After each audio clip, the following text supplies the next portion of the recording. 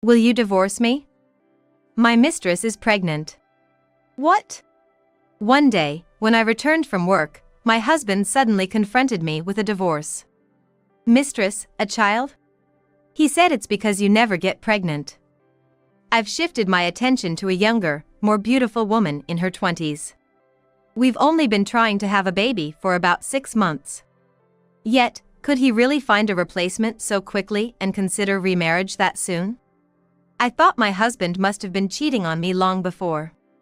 How many months pregnant is she? How long have you been seeing her? It's weird you want to remarry so soon after meeting her, isn't it? I bombarded him with questions, and he just smirked. You're not dumb for a country girl. She's about 3 months pregnant. I've been seeing her for almost 2 years now, he said, laughing. It seemed he already had a mistress when his behavior drastically changed. I feel ridiculous for not considering divorce earlier, despite my troubled relationship with him. My parents already know. Sorry, but it's for the sake of my grandchild, they say. They agreed to give alimony. So, you need to move out by the end of this week. No use for a woman past her 30s. What exactly does marriage mean to him? The norms I believed in seem to have been different from his from the very start. I've moved beyond sadness and hatred, and my heart has become completely numb. So, that's okay with you? I muttered in a hoarse voice, and he couldn't stop grinning. All right. But once we're divorced, don't come clinging to me in a pathetic manner, John. And you better not come crying back to me, begging not to leave you. We're totally done. Okay. Please do that. I took the divorce papers he had prepared, left the house that day, and moved out my belongings over the weekend. But he doesn't know yet that I am the only match for a donor who could save his life. I'm Cindy, 34 years old. I work as a nurse in a nursing home. I've been married for 3 years, so I'm starting to think about having kids, but it's not easy when you really want one. No. Maybe the real reason is that I'm hesitant about getting pregnant. I met my husband, John, through my best friend, Yvonne. Yvonne and her husband often go for barbecues at the river or the beach a few times a year with his college buddies. John enjoys it, but I get a bit bored being dragged along every time. Oh. Cindy, you're off this Sunday, right? Why don't you come and keep me company? It might be nice to have a drink and chat with Yvonne by the riverbank. So, I decided to join them for the weekend. On the day, it turned out to be a large gathering of about 13 people, including my husband's friends and their wives or girlfriends. The early spring sunlight was gentle, and the babbling of the river was soothing. I started drinking in the afternoon, feeling quite indulgent. While chatting with Yvonne, a man approached us. This was John, who would later become my husband. Do you have any more drinks? I can bring some meat if you like. Oh. We're still okay, thank you. The man was stylishly dressed in outdoor fashion and gave off a refreshing impression. Hey, John, you're aiming for Cindy, aren't you? No way. I can't let a playboy like you take away our precious Cindy. Oh, come on. Well, Cindy, that's not true. By playboy means that I go fishing or camping every week. Perhaps because of the alcohol, I hit it off with John right away, and by the time we left, we had exchanged contact information. His stories about frequent outdoor activities were interesting, and his experience of starting his own business as a programmer 3 years ago with a senior colleague was intriguing.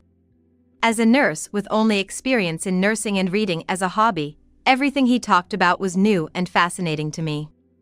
John is a sociable and a good kid. He's actually looking for a girlfriend right now. As I was leaving, Yvonne whispered something to me, and I couldn't help but blush. After several dates with John, we started dating, and he proposed on our 1-year anniversary. I'm drawn to your kindness and the fact that I can introduce you to anyone without feeling embarrassed. I want you to marry me. I was overjoyed. I have always lacked decisiveness, and I liked that John was assertive. I felt I could safely follow him. I truly believed that at the time. Because my parents are in the education business, I was taught very strict discipline in terms of common sense and etiquette from childhood.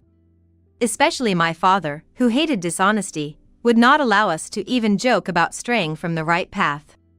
Perhaps because of that, I always worried about how others saw me and often felt anxious when I needed to make decisions. So, the proposal and being called someone I could introduce to anyone without embarrassment really made me feel validated and truly happy. After we got married, we both worked and decided to split the living expenses. We would reconsider when we had kids. If we both contribute $2,400 each, that should cover it.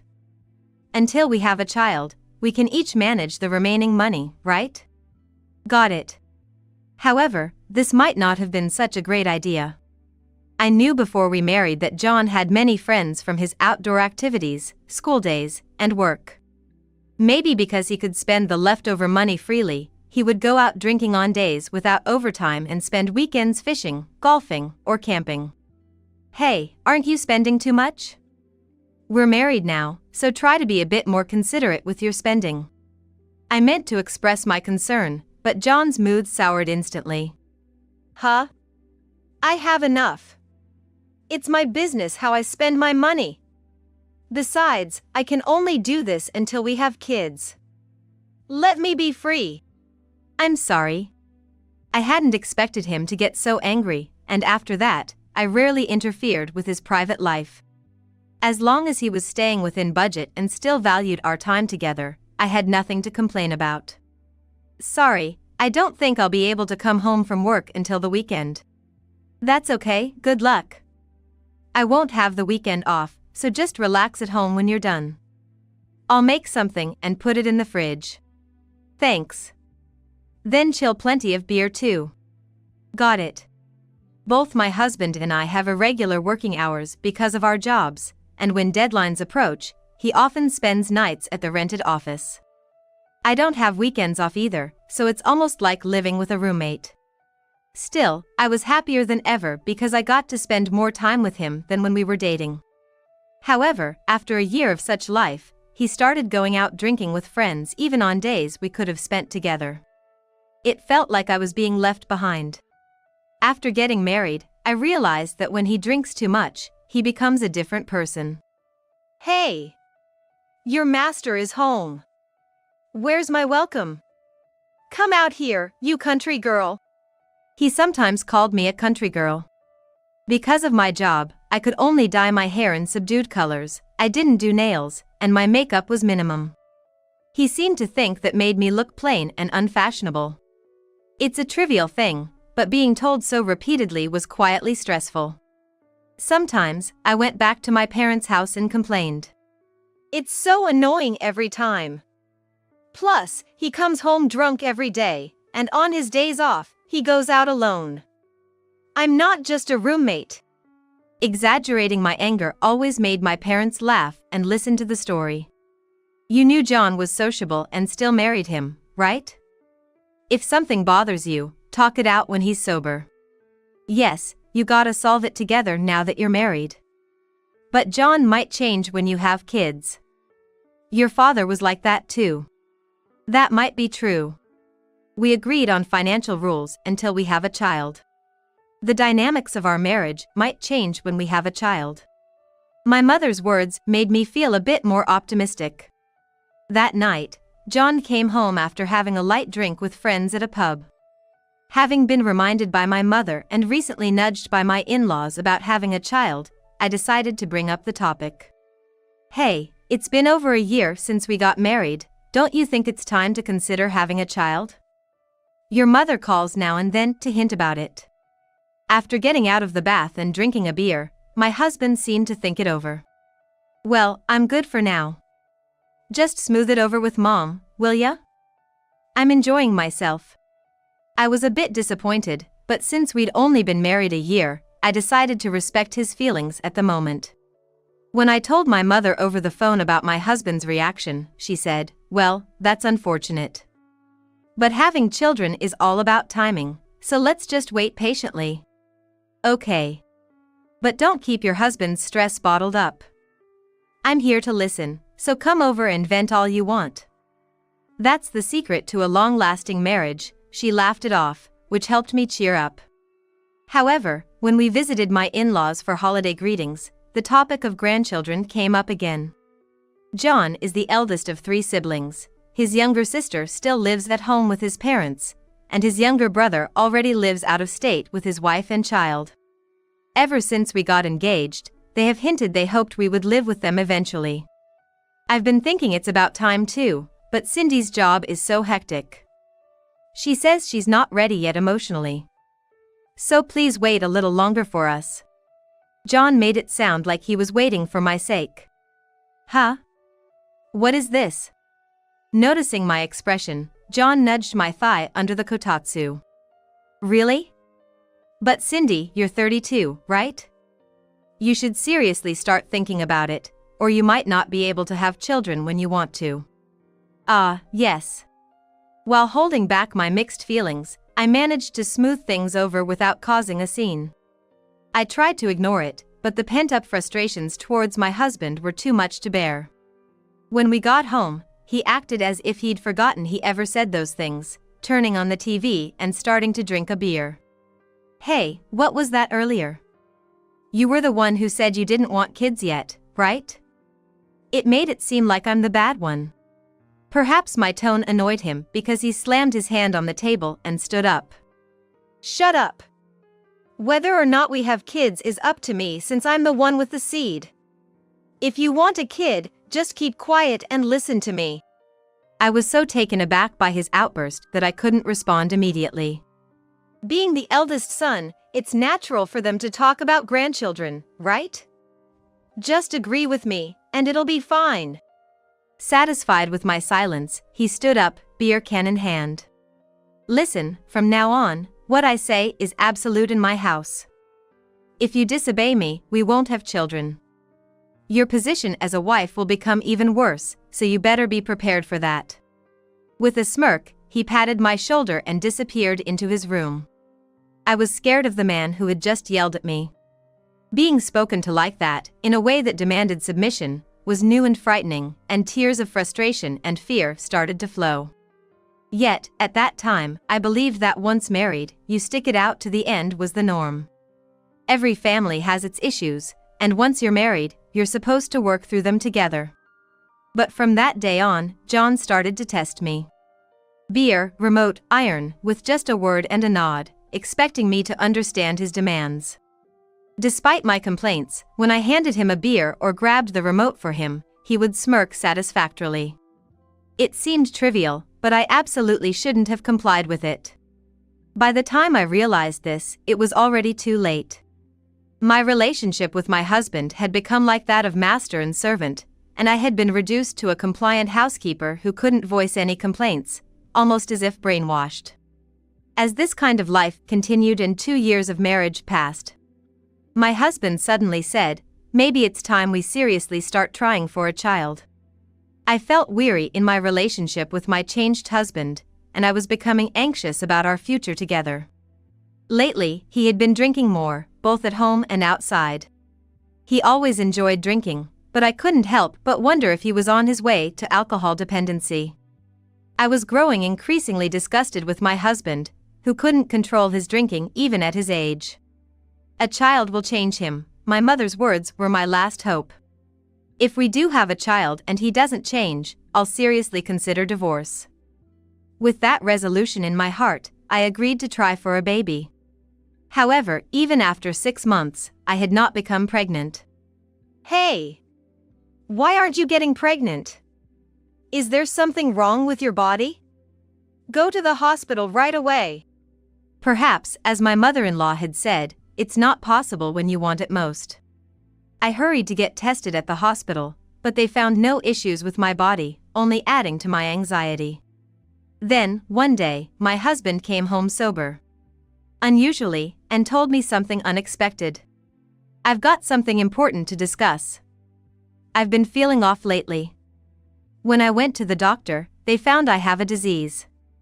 Apparently, it's due to too much drinking. His complexion did indeed look poor as he spoke. It seems to be quite advanced. I've been feeling sluggish for a while but thought it was just from drinking too much, and I didn't notice because I often lack appetite. It was the first time in a long while that we had a real conversation, but perhaps due to the living room light, not only his skin but also his eyes seemed to look unhealthy. They're starting treatment, but they're also considering a transplant. However, that means we need to find a donor. That's terrible.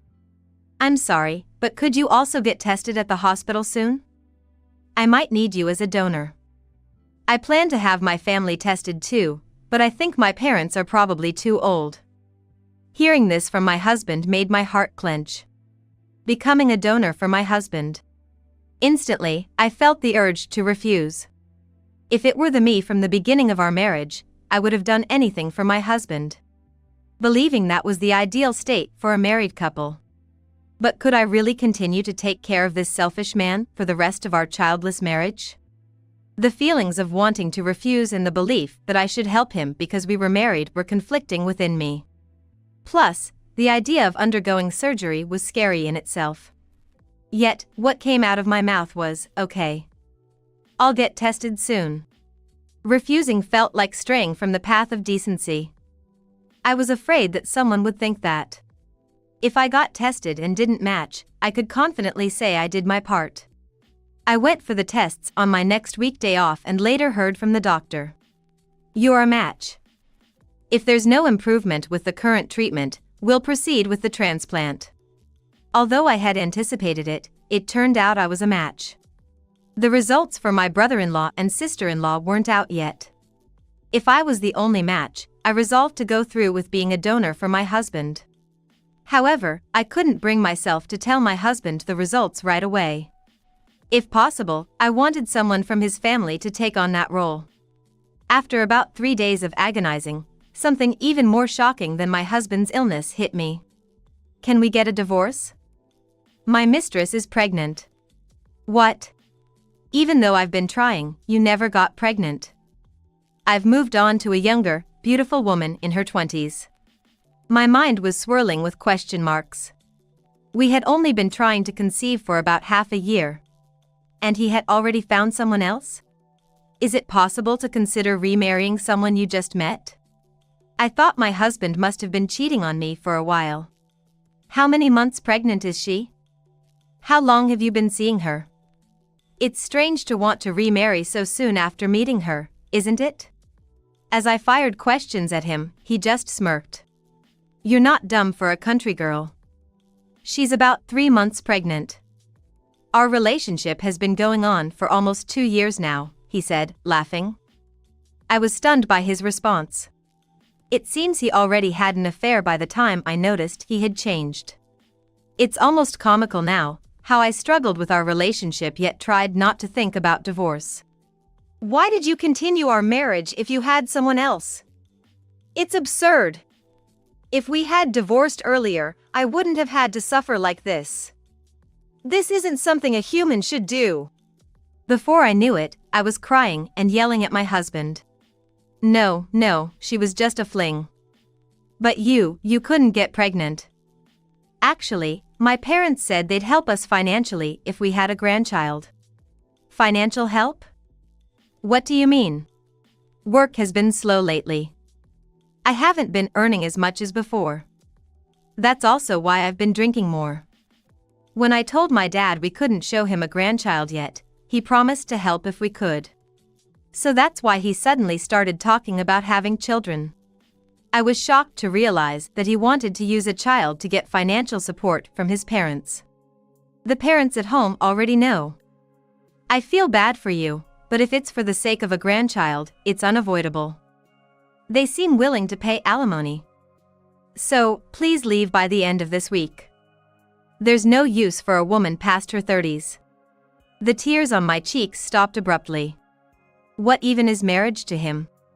It seems the common sense I believed in was different from his from the start. I had moved beyond sadness and hatred, and my heart had turned completely numb. So, that's okay with you? As I muttered in a hoarse voice, my husband couldn't stop grinning. Yeah, of course. You earn money and always do as you're told, which made you a convenient wife.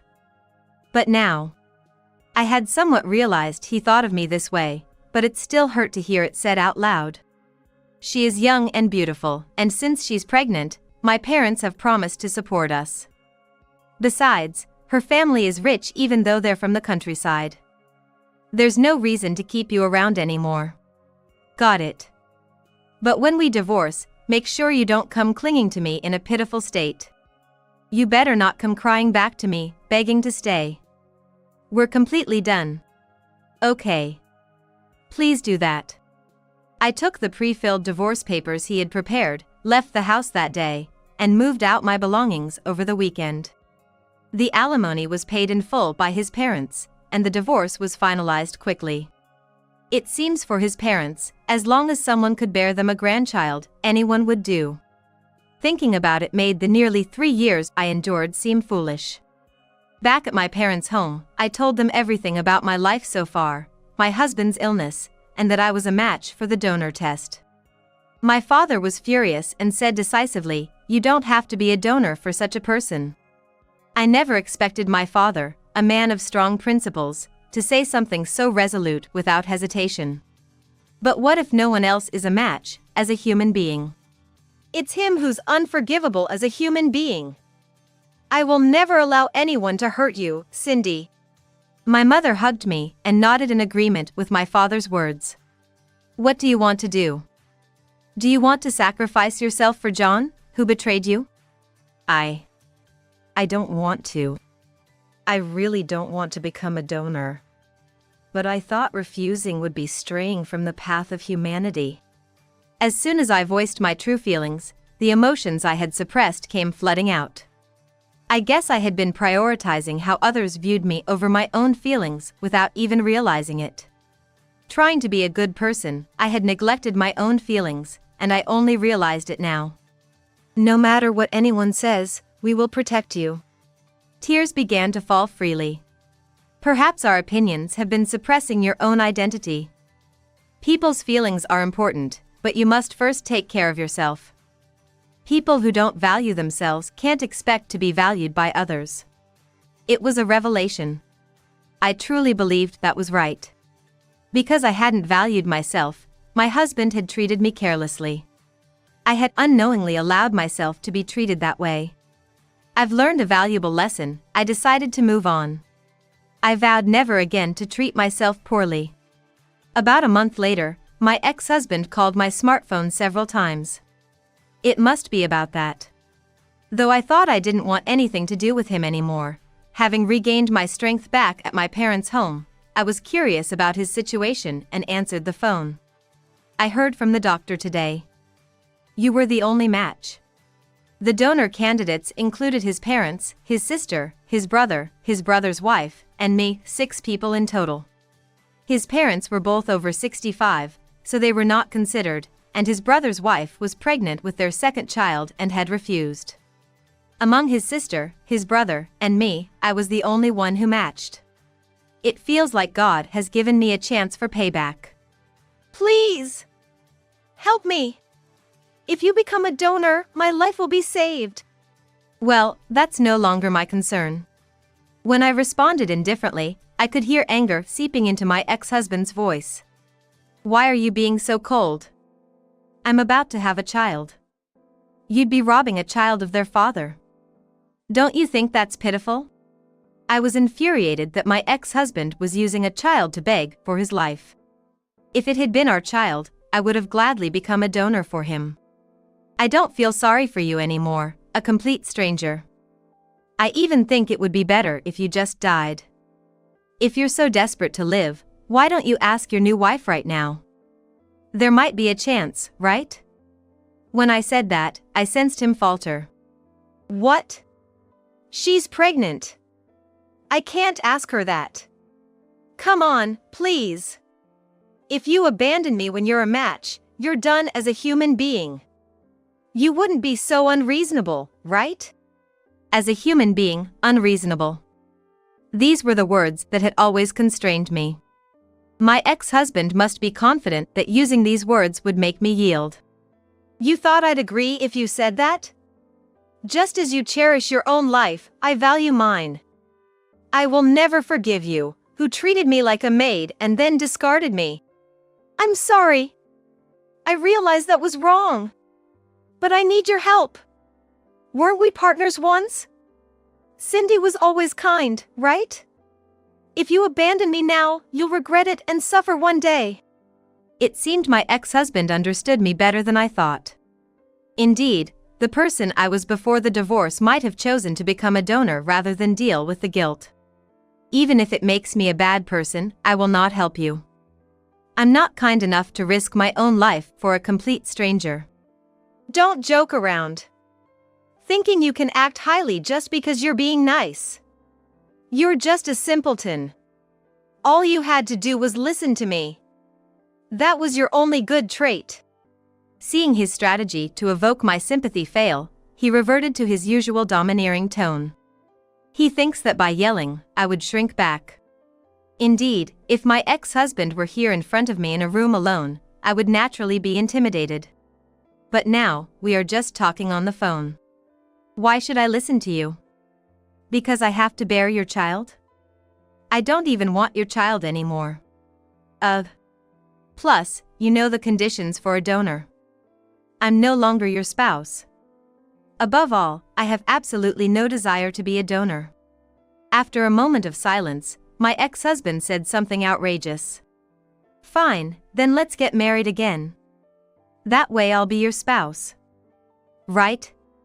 That would work, wouldn't it? We can share the pain and overcome this hardship together. We can build a happy home this time. What? I blurted out loudly, not understanding what he was saying. He has a pregnant remarriage partner, and yet, what is he talking about? Ignoring my confusion, my ex-husband started rambling on about things I hadn't even asked. Actually, I couldn't get married to her. Her parents, who care about social standing, opposed it. Well, it's also because I'm sick. Eventually, she was taken back to the countryside, and I was told she had lost a child. And? That's it. My parents were really disappointed. Come on, let's start over. I finally realized you're the only one for me. Let's overcome my illness and try for a child this time. I felt disgusted by my ex-husband's thought process and almost nauseous.